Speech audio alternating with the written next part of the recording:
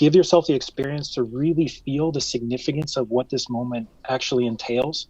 Um, Yeah. and then from that place, we can heal, right? We can move through it, and perhaps we can respond to what is maybe the greater invitation, which is holism, which is wholeness, which is healing, and accepting of ourselves, perhaps first, and then we can bring that paradigm to others and raise above some of these artificial divide and conquer constructs that pyramidical paradigm of competition has instilled in our society and in our minds.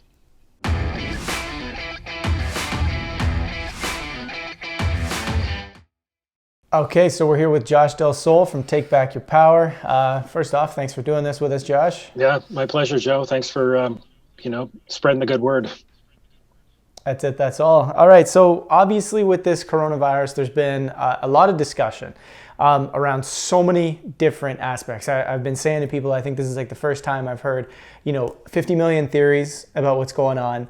A lot of contradicting theories. This stuff is touching anything from 5G to mandated medicine to, wartime acts that are coming back into play. We're talking about bad data that may be coming out that's overhyping this whole situation. There's so much going on. And, I know you're up to date with a number of things that are going on with this, and we've been discussing a bit. So I thought, hey, let's have a conversation. Let's talk about a number of these points.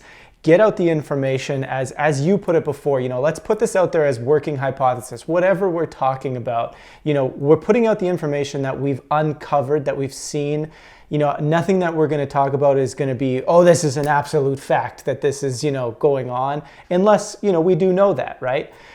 So let's, now that we've set up the context of how this is going to flow a bit, let's start right from the beginning here. Obviously, when you have this degree of panic and hysteria that many are saying is not quite justified when you really look at the numbers, it starts to beg the question: why are they doing this? And people have started to talk about the mandating of vaccines. What have you found on this so far when it comes to the vaccines? Yeah, it's so, you're right. What's happening is happening so rapidly. It's so challenging to keep up with it all. We started a new Telegram channel called Solutions for Humanity, and there's our core list is engaged and following with the research kind of in real time, and we're doing weekly updates to our email list on takebackyourpower.net. But I did a summary last night, and it looks like from what I can see, Joe, there's actually 7 or probably more, but 7 identified sub agendas all being implemented simultaneously here. So what I'm seeing, just if we can talk about the meta, sort of the 10,000 foot level, is this is clearly orchestrated. I'm seeing this personally as the false flag event of our generation. Some would say this is the 9/11. This is COVID 1984, as Spiro says, and Spiro Skouras' excellent YouTube reporting. I'm seeing on the vaccine side of things, which is, let's say, the first one of these 7. Bill Gates was quoted on Saturday in Men's Health magazine, just a few days ago, in any case, basically saying that he's basically saying that they're going to do digital certificates, implying for everyone, to make sure to determine instantly if someone's up to date on their vaccine status. So digital certificate, that's not a certificate on your computer. He's saying that's basically, it's also been referred to in other aspects as a digital moving certificate, to potentially even track you, like you've already been covering this, to track your movements. But this is not limited to your computer or your smartphone. This is actually talking about a nano or microchip technology to be on the surface of the skin, or potentially within the vaccination itself. There's been others coming out that I've been hearing about, whistleblowers who've come out sort of privately, that are saying things about the DNA and RNA interfacing, that the new vaccine research is able to do. I mean, it's something that it's, we've been fearing it for a long time, but it actually looks like, based upon this, what we're seeing, like this admission of this agenda, and everything else kind of lining up. When you zoom out and you see, even how Wall Street Journal and even on CNN, there was admission of, COVID-19 is way less worse than we thought. When you look at the numbers, Ben Swan did an amazing YouTube a few days ago.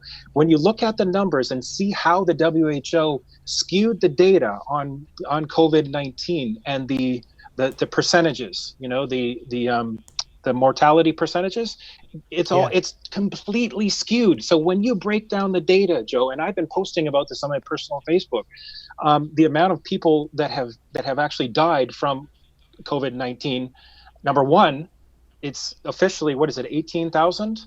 But something to that. Yeah. Number two, even Italy admitted that 99%, as we know, most of our audience is already familiar, 99% of the people who have died have had other health pre-existing conditions and illnesses. Number three, a Chinese report on PubMed, on a Chinese study on PubMed, indicated that, as you've already told your audience, I believe, 80% of there's an 80% false positive rate on the testing for COVID-19. Number four, if we're on number four, I can't even remember the numbers anymore, but the numbers of people that have died from COVID-19 are about 1/5 worldwide as the seasonal flu so far in 2020. And they're literally, if it's 18,000 now, which I believe it is, 2 million people so far, Joe, around the world have died from other communicable diseases. There's many doctors now that are trying to get the word out. And yet on CBC a week or 10 days ago, a respected doctor was actually censored immediately when he went against the narrative of that this is a pandemic that we have to give all our energy to and we have to be afraid of. So we can see that this is being done in an orchestrated way, not only from those numbers and those facts, Joe. And first of all, I acknowledge, like, people are actually dying. Like, this is a real virus. It's not 5G repackaged, but there is so much evidence, Joe, when you look at the data around 5G and wireless and EMF effects in the science. There are over 100 studies specifically that address the connection and indicate that the immune system is harmed by wireless radiation and 5G and proliferation as such.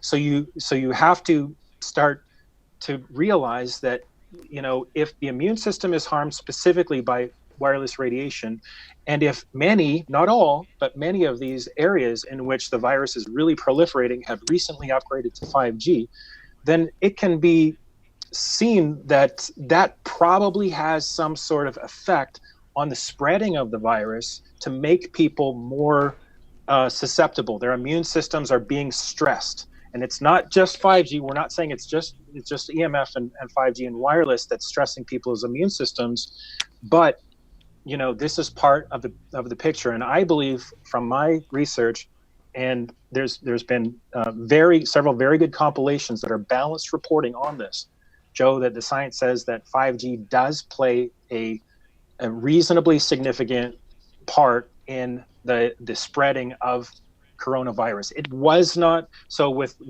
SARS and swine flu and bird flu or whatever.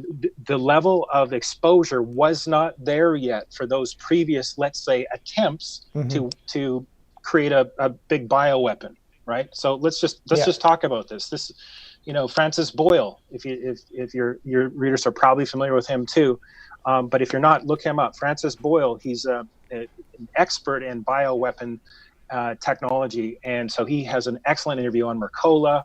I know he talks openly about what this situation is, and what we're coming to see is that this is a giant false flag, and two pieces of it, of the 7 that I've identified, are mandatory vaccines with a microchip. That's actually a third piece, is the biometrics that they're openly talking about now. Bill Gates is openly talking about this, that we need digital certificates on the human being. in order to determine that everyone's up to date in their vaccines. So the question is, Joe, what happens if you're not up to date in the vaccine? If you don't get the vaccine, so you're Yeah. one can easily surmise that you're then excluded from society at best, and at worst, perhaps worse. We don't know, right? What we're seeing is these evidences of this planned, this planned, let's say, agenda or false flag, or however you want to see it. The evidences are stacking up and they're lining up, and we are just getting into some of the points, the research articles and the admissions and connecting the dots that I know myself and many others have been doing over the past couple of weeks as we're trying to figure this out. Absolutely, and it's interesting too because you mentioned Francis Boyle, you mentioned how the one CBC news story there where the doctor was basically, he went off script and then boom, he was censored. This is a huge part of what's happening too. I mean, we noticed it with Francis Boyle's article or testimony where he was saying, and people were presenting this as his position, his opinion, his hypothesis, saying, hey, you know what, I think, that there's something going on here with the bioweapon aspect of things and la-da-da-da-da, and, boom, fake news, right? And all of a sudden, all the reach of anybody who posted that is now diminished, right? Anybody talking about vitamin C knows that if you report on the fact that vitamin C had been used in China, boom, fact checkers come after you, say, no, there's no evidence to say that vitamin C works. And a lot of this censorship is happening in a very quick and fast, and it's very, I just recorded a story before we jumped on this interview talking about the censorship side of things because it's been rampant. And, with going back to the 5G thing for a second, on the 23rd, and a lot of people may not quite know this yet, but, Trump actually signed 2 new laws, and I apologize, I'm using my phone here because, my computer's a little bit away from me here, but Trump signed 2 new laws into action just recently, where he was one of them is called Secure 5G and Beyond Act, and the other one is Broadband Deployment Accuracy and Technological Availability Act. And in summary, essentially what these things do is they push along the 5G agenda. It forces government to have to produce a plan as to how they're going to secure this entire 5G infrastructure and make sure that it rolls out over the course of time here, because essentially word from the FCC is, hey, we've spent billions of dollars preparing this entire thing. We can't stop this. So we need presidential veto power to be pushing this agenda through. Yeah. And with that, I got to ask you, with Trump being a little bit of an independent individual, we've seen that over the course of his administration. The last 4 years, I guess you could say, pretty much. He's done some things that rock the boat a little bit, that are a little different. But at the same time, he pushes forward agendas that are truly not favorable for humanity at all. Do you think, with people that believe there's this big, Q mass arrest agenda going on, do you think this 5G, this recent signing of this 5G bill is kind of another one of those, hey, maybe it's time to wake up and realize that even that narrative may be completely false? It's so hard to tell, Joe. I mean, you can make supremely good arguments on either side. Who is Trump and what is his agenda? Like, is he trying to wake people up and or, drain the swamp and clean up politics, or is he just acting that role so that he can advance the agenda even more efficiently? Because if you think about it, what an ideal way to castrate the opposition in terms of, if you get everyone thinking that, oh, he's on our side. He can only do so much, but he's working with white hats, and these arrests are impending, and all of these, locked, what do they call it? The locked files, the indictments. It's really hard to see. Because there's indication on both sides. So my perspective right now at this moment, my working hypothesis is he's a switch hitter. Really. And it's maybe that on purpose, maybe that way on purpose, and that meaning that he knows exactly what he's doing. He's playing a role, he's forwarding the agenda, he's being a good guy enough so that he can have all the QAnon followers still believe him, right? But he's really just facilitating I call it a technocratic communitarian agenda. dictatorship, basically. It's technocracy, Right. and it's communitarianism. And communitarianism means the abolition of individual rights, essentially. What is the greatest good for all? And I see evidence that with these martial law declarations and the like, that there's something called Noahide laws that some of your viewers might be familiar with. So Noahide laws supersede the law of the land. And I've just been starting to research this last night. But this is how, whether you believe in the Noahide laws, apparently a lot of these people do. A lot of the people that are pulling strings, that are either in government or kind of, pulling strings behind the government. So what that means is, with a martial law declaration, Joe, the law of the land, or the Constitution, actually gets superseded by the Noahide laws, which are apparently, if you do the history, and if you believe in this sort of paradigm that these individuals are saying, that most of them were given to Adam and Eve before even the flood, and before the Moses, like the Ten Commandments, those laws and so forth. So there are many different views on this, but I'm just trying to share. Apparently, these Noahide laws may have something to do in the minds of those that are connected with this, Orwellian dictatorial agenda. So there's so many different pieces to this. Absolutely, and you mentioned with the inner work side of things. I mean, if you think about it, a good chunk of people are at home. They do have more time, even if they are still working. There's less socializing, obviously, going on right now. So the opportunity to spend more time learning, meditating, going within, and so forth is there. And you can certainly say that with all the different perspectives going on out there, it's incredibly difficult to determine exactly what's happening. So it's almost like, well, hey, maybe and this is kind of the message I've been sharing quite a bit, which is just like, maybe it is time to spend a little bit more time on ourselves, going within, thinking about our health.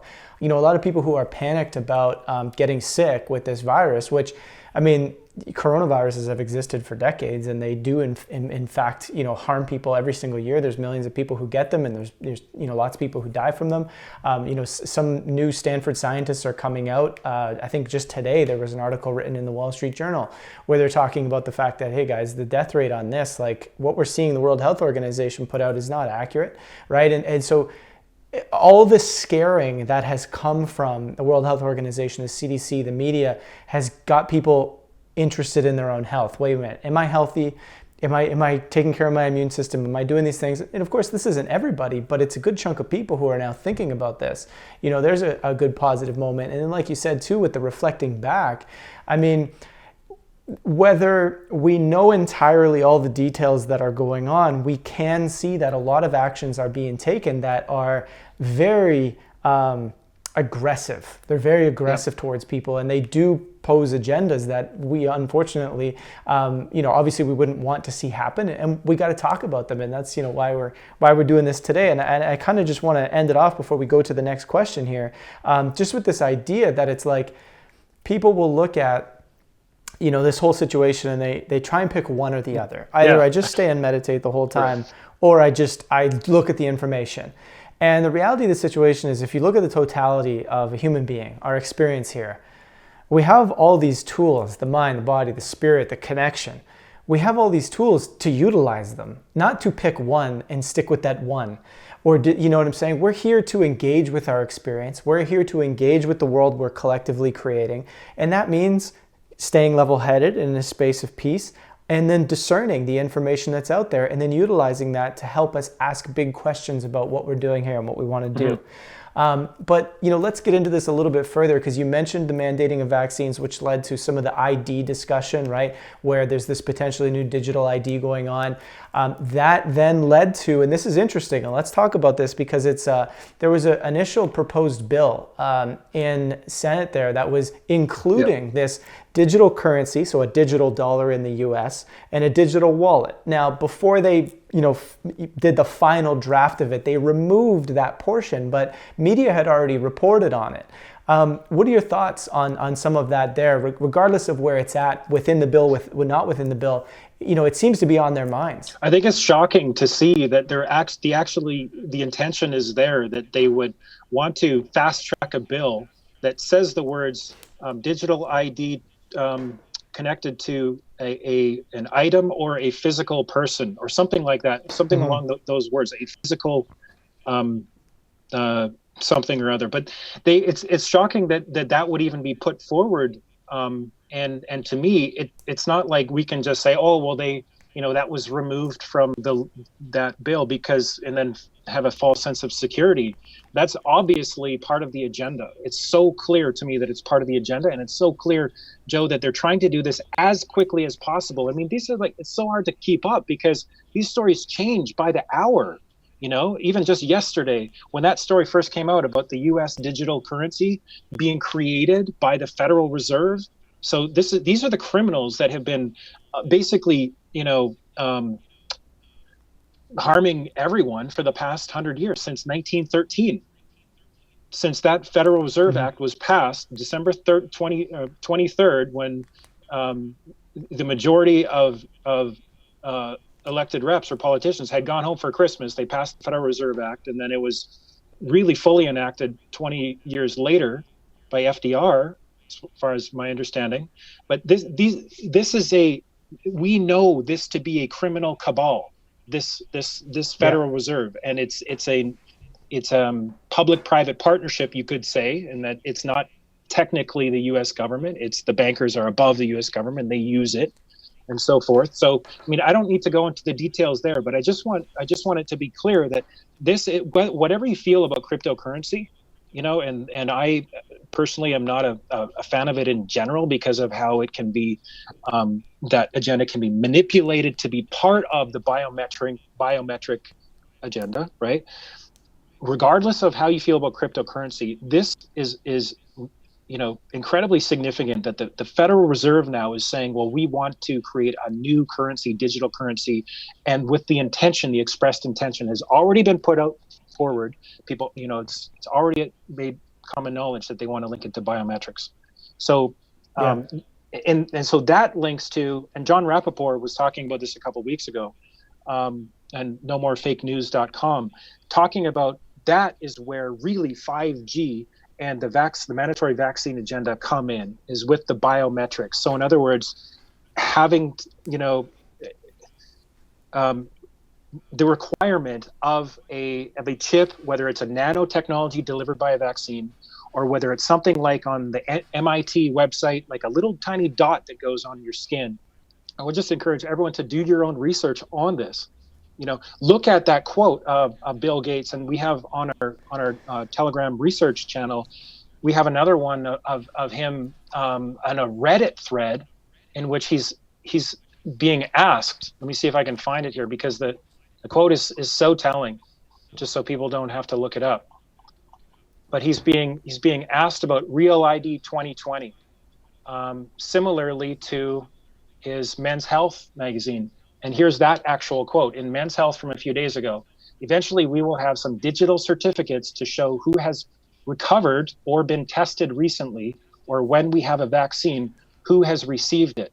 And if you think that this is going to be an optional thing, don't kid yourself, because we already see that they've admitted, they're coming for you, and they want your individual rights, And there's a link there that we have linking to an MIT article talking about storing information below the skin's surface. It says specialized dye delivered along with a vaccine could enable on-patient storage of vaccination history.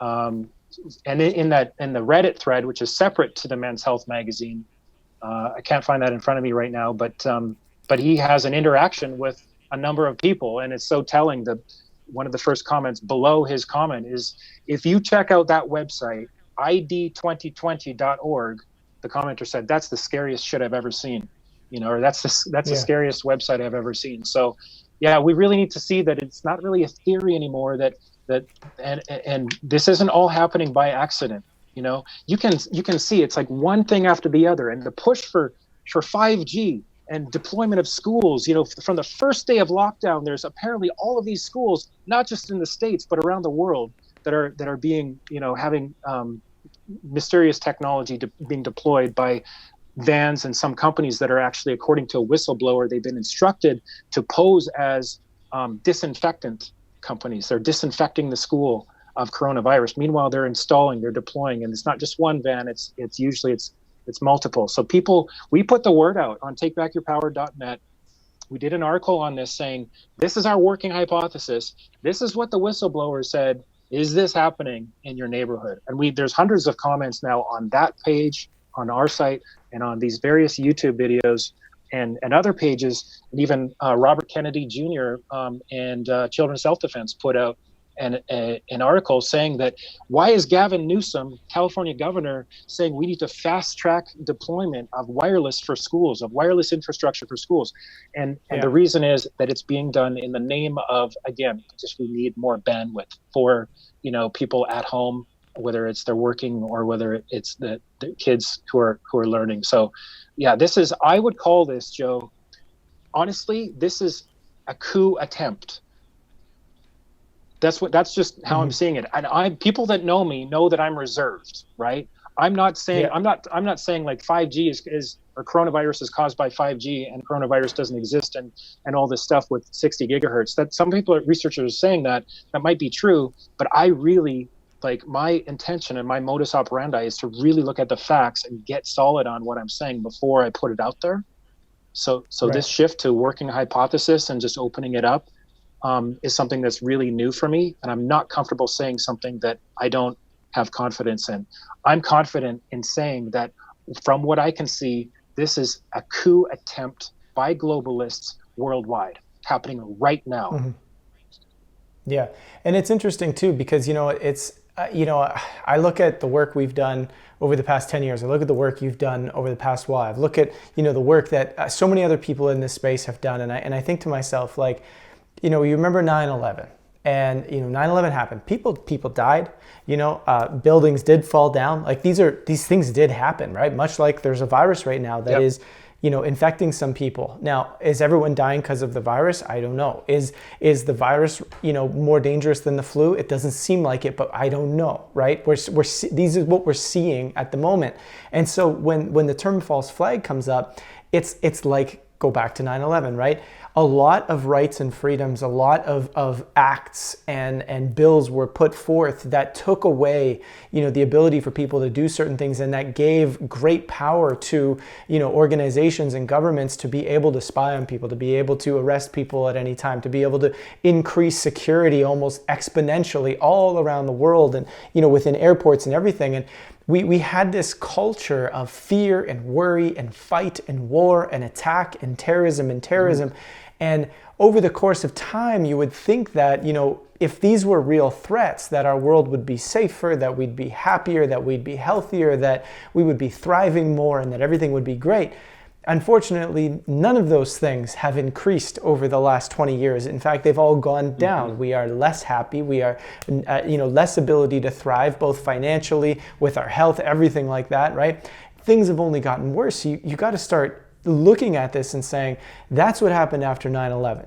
And like you said, this is one of the great false flags of our generation. And you say, okay, so if people that have been doing this work for so long had seen this, all these things unfolding for the course of time, reported on them many years before they came into being. Now we're seeing all these things come into being. The ID tags, the tracking, the mandated vaccination. The White House put out an 89-page paper that clearly outlines the idea that they're going to move forward with some sort of national vaccine campaign. Now, whether that's mandated or not, we don't know yet, but it's going to be a huge focus that they got going on.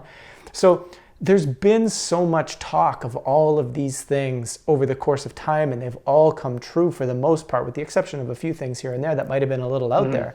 But, now we're here. And is it time for people to really start listening to the alternative voices and saying, how many more times does it have to be proven that this is going to happen for us to start saying, maybe we got to stop listening to what the mainstream or what the government is saying and take back your power, right? And take back your own understanding. of what's happening? Like, do you really feel that this is a huge catalyst for that, regardless of whether the totalitarian state comes into being, which I don't personally think will happen, but do you think this is a massive catalyst to push people forward? I think it can be. I think it depends on our response collectively and individually.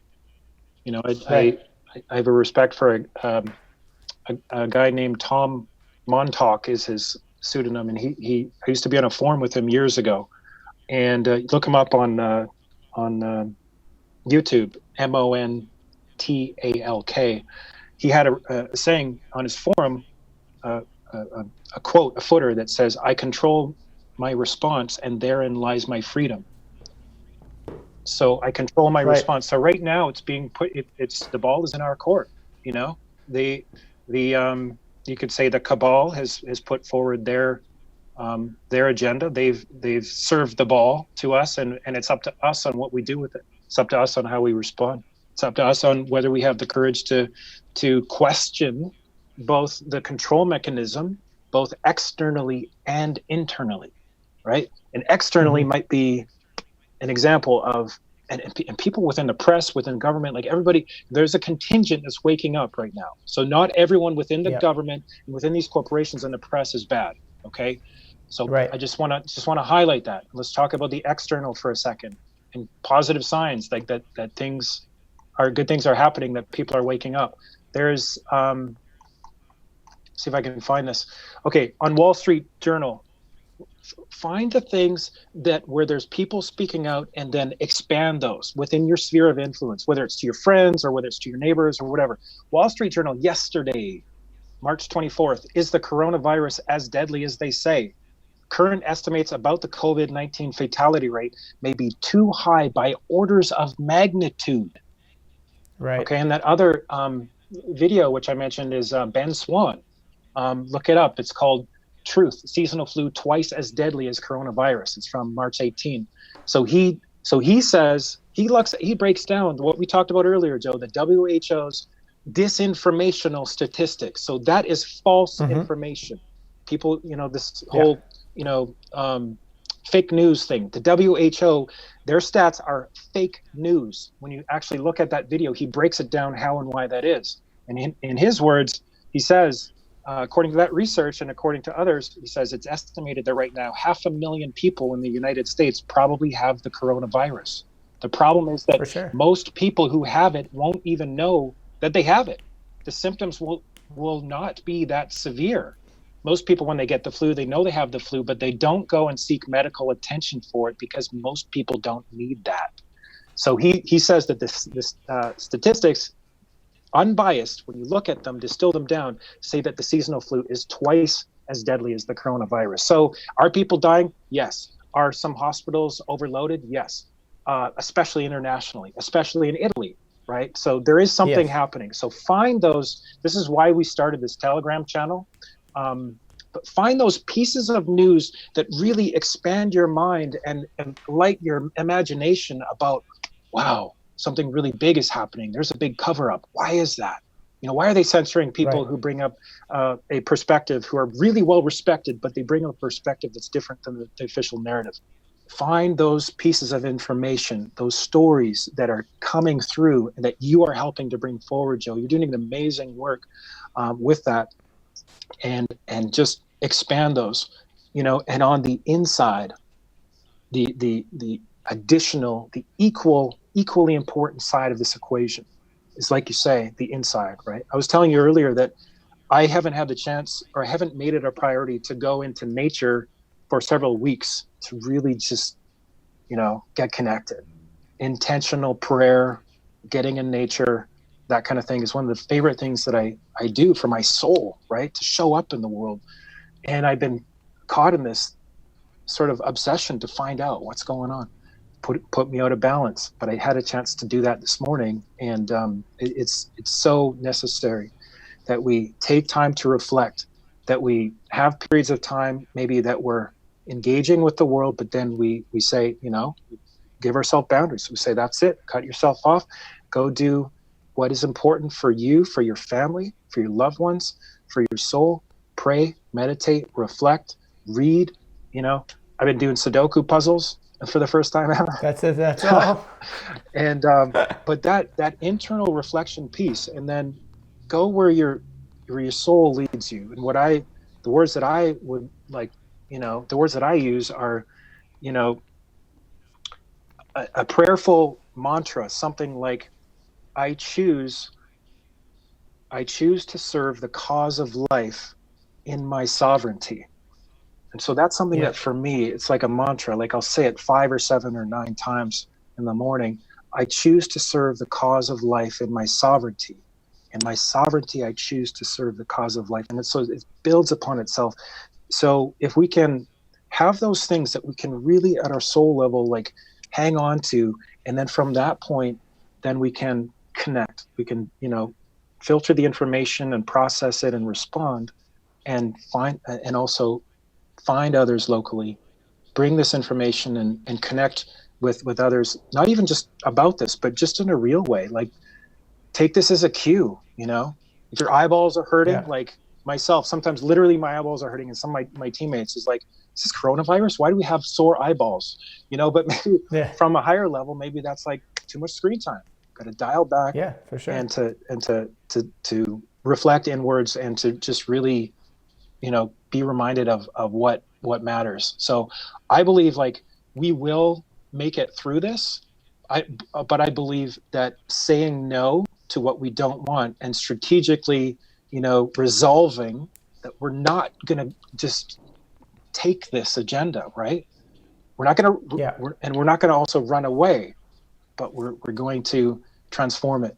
And so just kind of maybe the last thing I'll say on that is a conversation with a good friend who's actually creating a notice of liability, similar to what Empower Movement is also working on. I had a conversation with her, I think 2 mornings ago, and she told me from her perspective, it was just such truth. She said, this whole thing is just about the real inside job. It's about shifting our internal perspective and perception, so that our world is different, so that how we see the world is different, then it becomes different from there. I wish I could convey the power and clarity that she was able to speak into me in that conversation. But just for you out there watching this, just find whatever it is that gets you to that point, and just be gentle with yourself, and realize that like we don't have to necessarily put the burden on ourselves to save the world, which is something that I need to remind myself, but to allow ourselves the space to reflect, and then to respond, and to do right action from a place of not controlling the outcome. So from a place of detachment to the outcome, what is the right action for my mind, for my body, for my soul? And I think from that point, Joe, that we have to trust in this self-organizing principle that is bringing us together, that is leading us to sources of information, that is creating relationships and new connections and friendships through this, and just be willing to unplug from the narrative. Absolutely. And it's interesting to add to that, this, think of the Maharishi effect and the study that came out of that, when they were looking at the crime rates at the time of the 2008-2009 crisis and so forth. That's when this happened. And, when those meditators sat down to, when they say, hey, we're going to do this whole study, there was a focus of saying, hey, we want to reduce crime. We want to see whether or not we can reduce crime, right?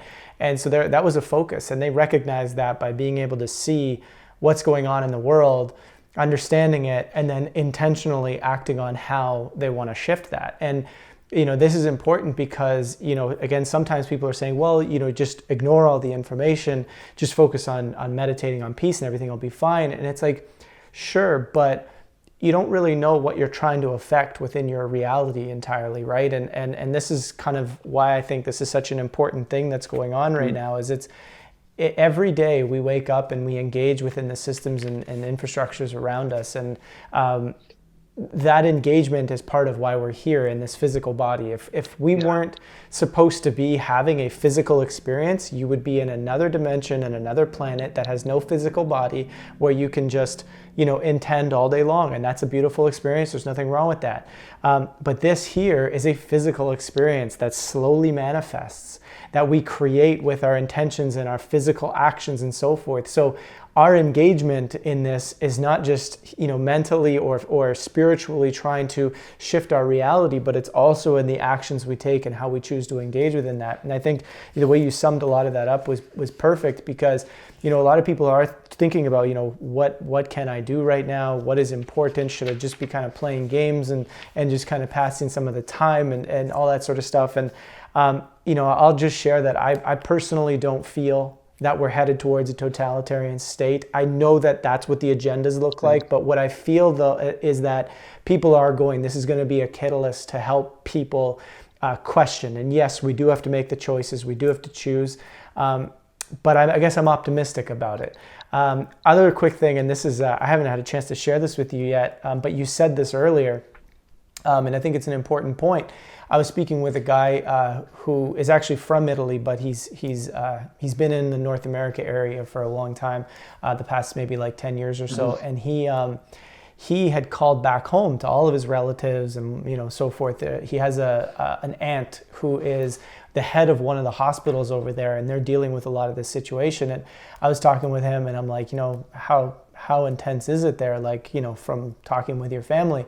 And they say, it's pretty bad. It's pretty intense. Like, there's a lot of people wanting to go to the hospitals and this, that, whatever. And, there's, they're having to make difficult decisions. Who do we help? Who do we not help? Like all these sorts of things. And I think to myself, after I heard the whole story, and I was like, you feel for the people. But you ask the question, if there wasn't all this media hysteria around, hey, there's a virus, it's so scary, there's a virus, would most of these people even be going to the hospital? Yeah. Right? And this is an interesting reflection, because there are definitely people who need to be on ventilators. There are people who have some symptoms and they don't need to be in the hospital, because, if they had the flu, they would stay home anywho, right? So this is, I thought of that story and I thought to myself, yeah, you know what, if you're having an extreme case, maybe make a decision and go seek out medical help. But if you're not, take the advice that independent media and China's been showing for a long time. Vitamin C. Get the zinc going. Get the high dose vitamin C going, right? Do your research, understand what to take and how to take it. Boost your immune system with food. Do these things, as opposed to, I have a runny nose, I got to sprint to the hospital right now so they can put me in a bed and, go from there, right? And I just wanted to share that and get your feedback on that as well, because I think it's an important thing for us to also consider, is that just the virus itself and the talk about it has changed the way people are using the hospital system. Yeah, there's so much to this, and even on this question, there's several different ways that we could take the conversation. But I have one of the most empowering conversations I've watched is between Sayerji and Tom Cowan, and people can look that up, I think, on GreenMed Info.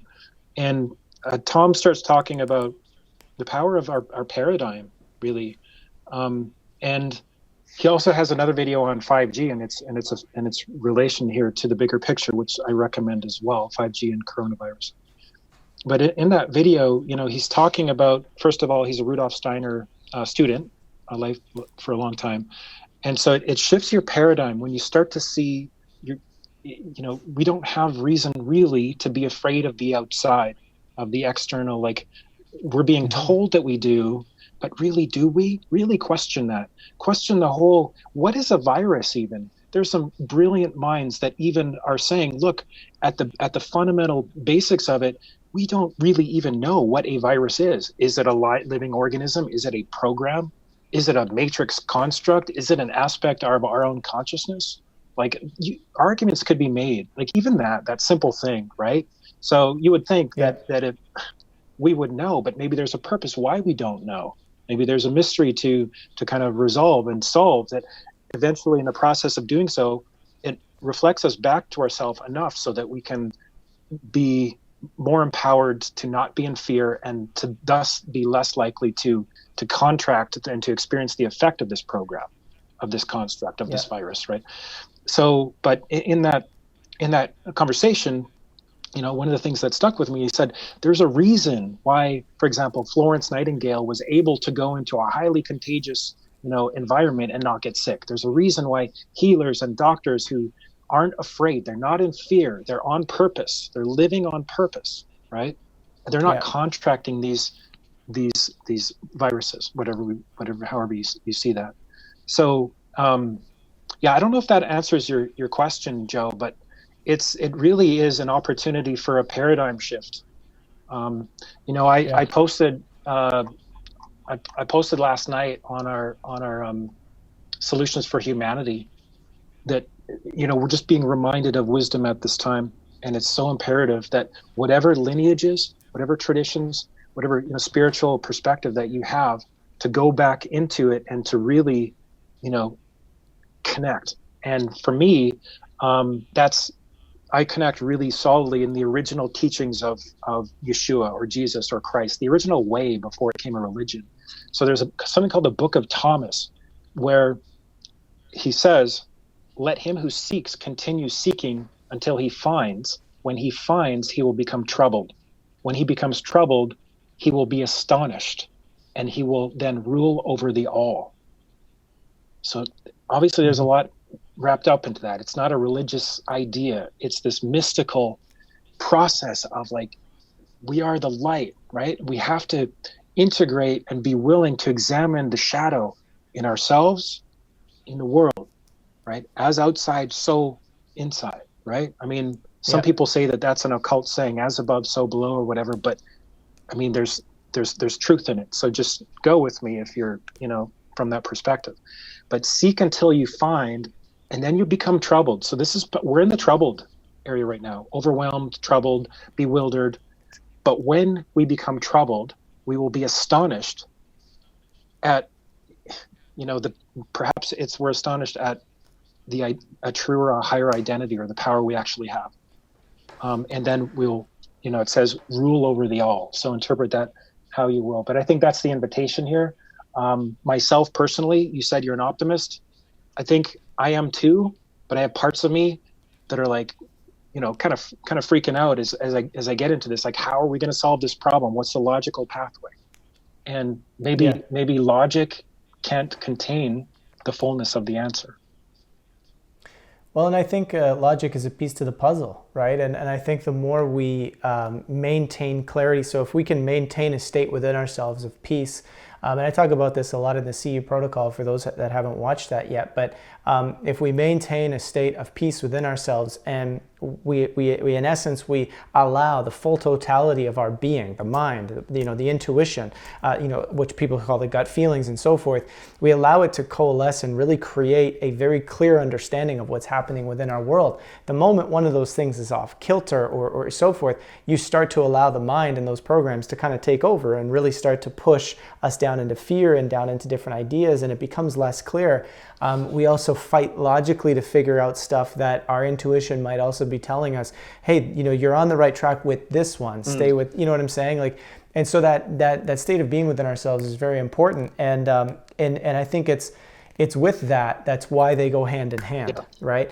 The intuitive, a lot of they say all the time, a lot of the great thinkers of our past, like Tesla and Einstein and so forth had very much this mental spiritual relationship that worked together, and they would get their insights from different states of consciousness in some cases. And I think it's within that we'll find the solutions, which is why I keep saying, for people, there's no need to fear. There's no need to worry, because it's not going to help anything. If you're going through it, sure, process it, move through that, understand it, but there's no need to stick within it. It's not like we justify, I'm supposed to be scared right now. Okay, that's a story, right? That's a story you can run with or you can move past, right? And then start working with how do we engage? What do we do? What is the next step? And I think it'll become clear.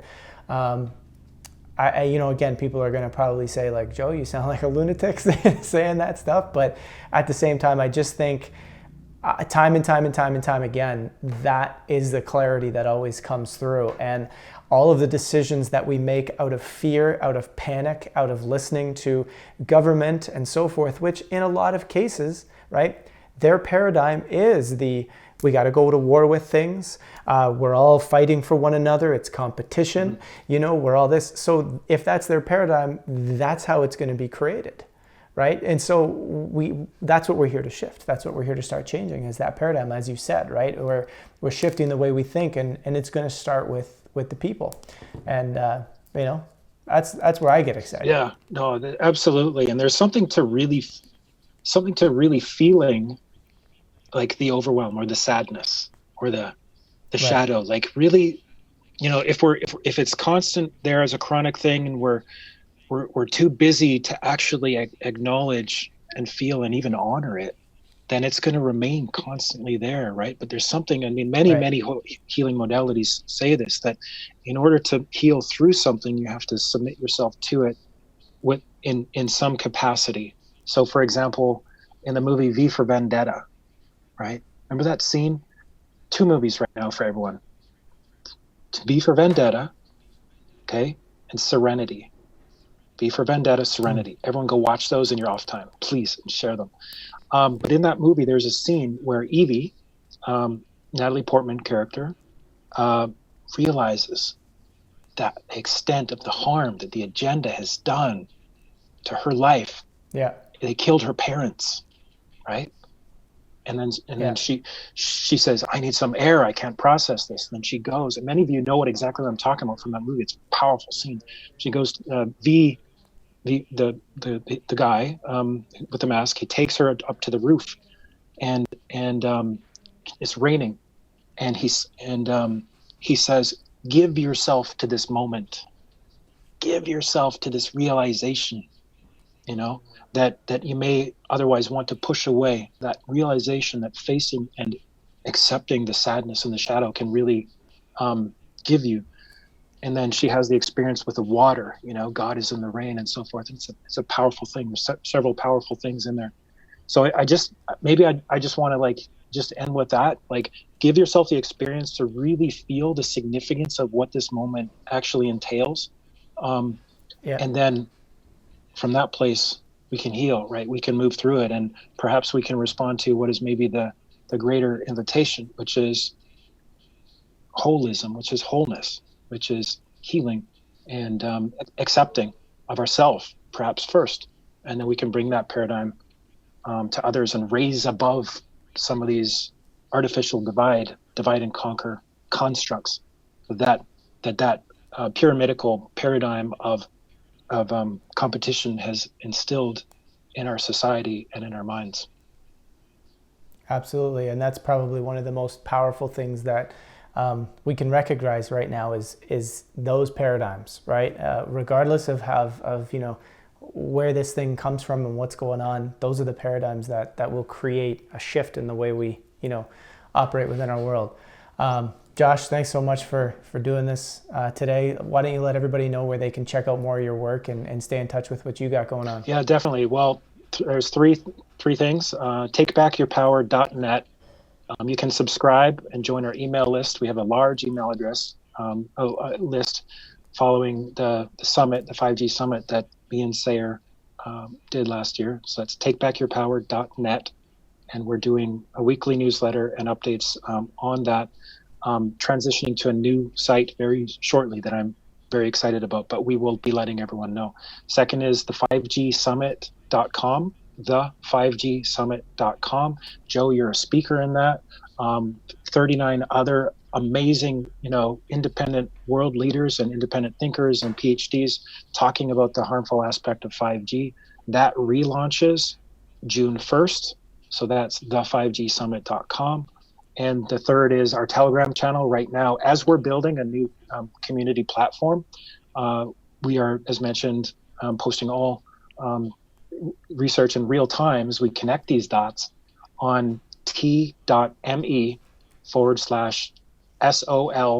then the number 4, then H. So short for Solutions for Humanity. So t.me/SOL, number 4, H. That's where you can plug in. But I just want to say thank you so much if you're watching this. Like, we are literally, we are the change. We're, being inspired to do this. I believe that in my soul, I believe that we'll be okay. We are more than material. Their paradigm is that we are just material. That's where this is coming from. This is coming from a paradigm where human beings have no value. This is coming from a paradigm where human beings have no intelligent source or creator, or that there's no self-organizing principle in the universe. We know that to be not true. Everyone has had these experiences, right? That rise above, that transcendent, that give us glimpses into the unseen world. So I just, I'm encouraging everyone out there, as I encourage myself, to go into more of that. So yeah. That's it. That's all. Well said. That's a perfect way to end this off. Again, thanks so much for doing this, and be sure to check out Josh's work, and we'll be getting through this. That's it. That's all. Thanks, Joe. I appreciate you.